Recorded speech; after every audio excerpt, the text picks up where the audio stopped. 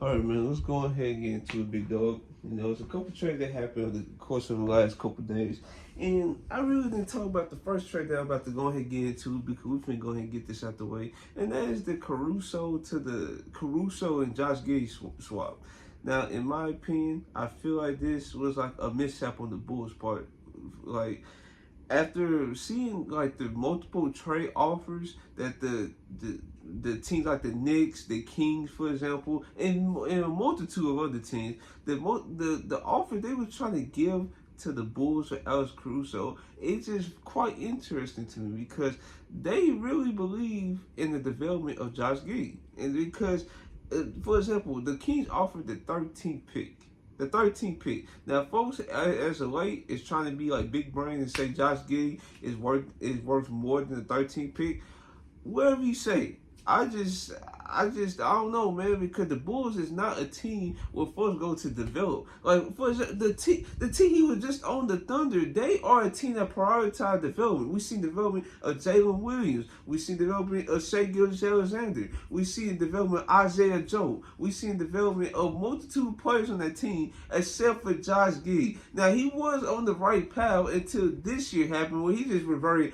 What, like, how do you regress that bad at the age of 21? That is wild because he's not a jump shooter. He's not athletic. He can't beat folks off the dribble. His passing has regressed a ton. It's like, and he cannot create advantages worth of nothing. And then he can't post up, so he's not physical either. So it's like, what type of strengths do you have as a player that is like giving you the right to be worth more than a 13th pick or a multitude of first round picks? Now, they could have been protected. Either way, protected first round picks, I feel it would be even worth more than Josh Giddey. I truly believe that. But it's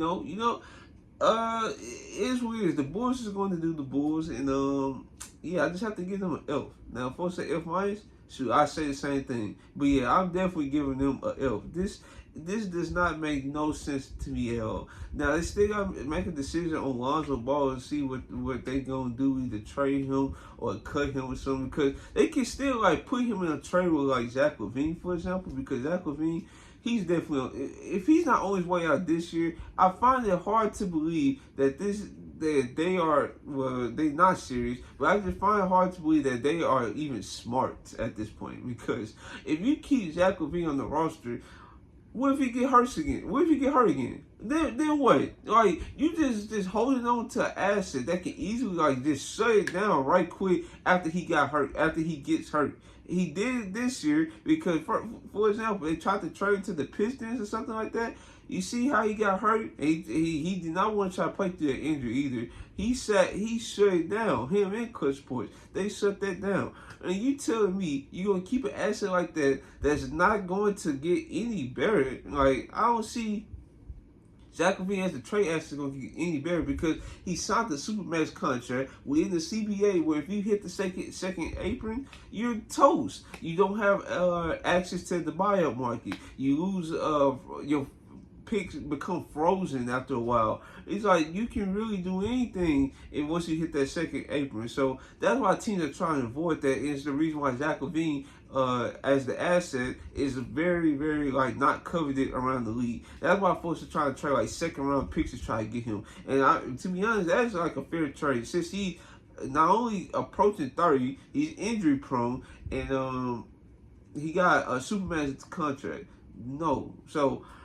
Yeah, it would be wise for them to trade him. And if they think for 1 second that him and Josh Giddey is going to work, they got another thing coming. Because I just no.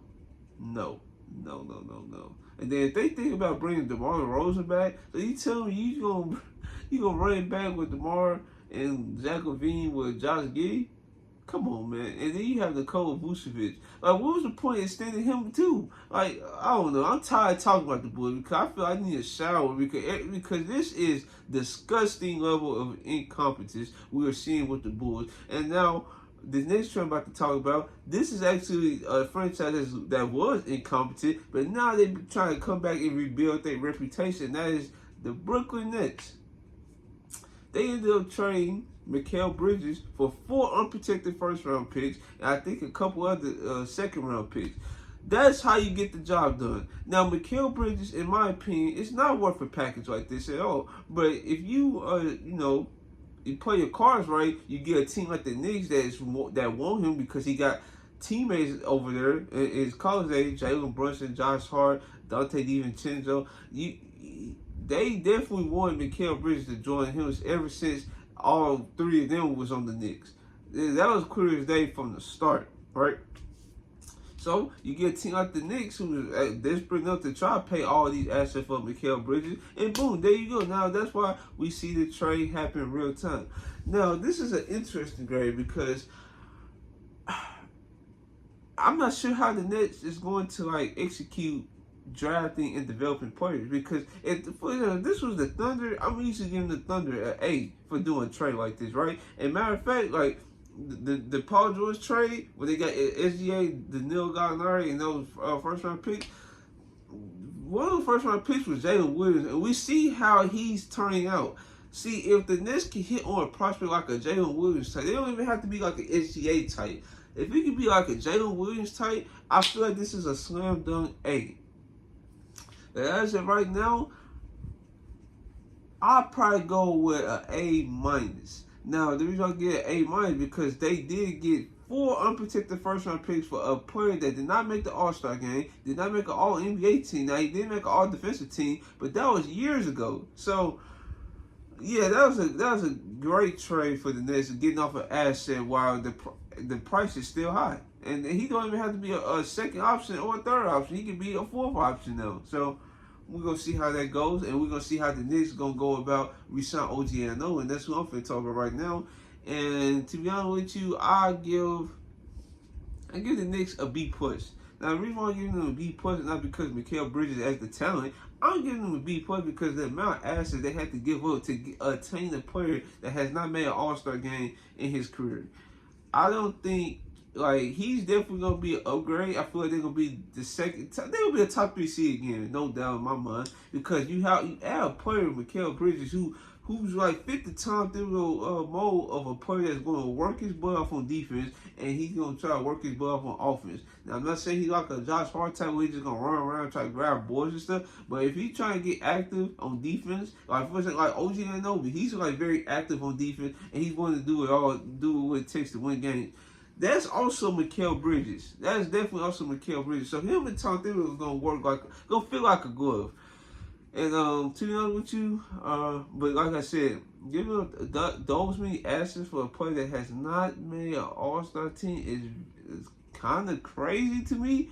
But it is weird to, if you're a team that you see like this is an upgrade for your team. So yeah, that's really all I got for Oh, actually, one more trade I want to talk about because this trade also happened today. The Brooklyn Nets and the Rockets did a trade, and the Nets get their picks back, right? Now this is an A.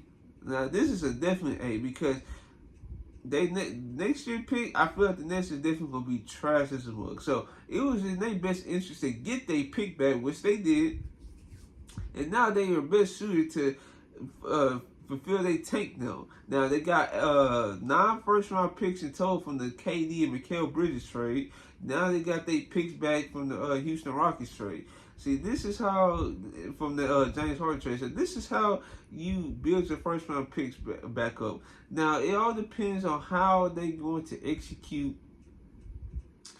drafting and developing players. Like I said, that's all it really comes down to actually make this grade actually come true. And then for the Rocket side of things, I give it like a D because there's like no reason for them to trade their first round pick back. Like, what was the incentive to doing that? Because now you banking on like Kevin Durant to axe out his deal, or the Suns have to force him out because there's not gonna be no wiggle room to improve if they flame out once again. So you basically banking on that happening, I just say good luck to you. But yeah, as of right now, I just give that trade for the Rockets a D, to be honest with you. We're going to see if they pursue of like a KD or a Paul George or Donovan Mitchell or something like this. Somebody of that star caliber becomes available to them that can, do a trade like that. So yeah, that's really all I got for today's video. Definitely gonna be more videos with the draft and free agency and more trades gonna come down the line. Hopefully you guys like, comment, and subscribe. And this is your boy Terrell, and I'm out.